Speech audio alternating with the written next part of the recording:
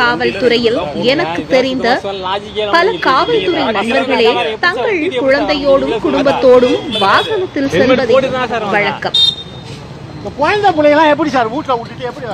சிதம்பரம் நகரில் இருசக்கர வாகனத்தில் கணவன், மனைவி மற்றும் குழந்தையுடன் வந்தவரை சிதம்பரம் நகர போலீசார் தடுத்து நிறுத்தி வழக்கு பதிவு செய்தனர்.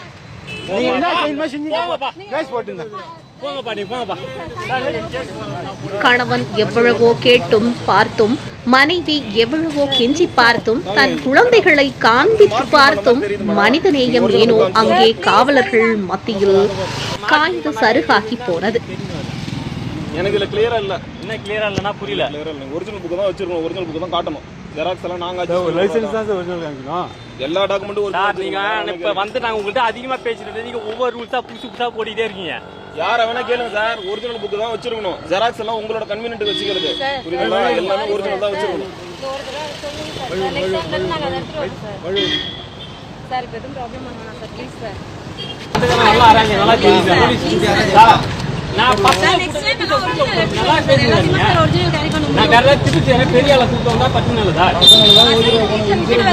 பசங்க அந்த பசங்க எங்க சார் நான் விட்டு வர முடியும்? அழுவுதாங்க சார். நான் மூஞ்ச பார்த்தா அழுவுதா சார். Please sir. என்ன சார் ஃபங்க்ஷன் இருக்கோம்னா இந்த மாதிரி பண்ணிட்டீங்க சார். சரி எதுக்கு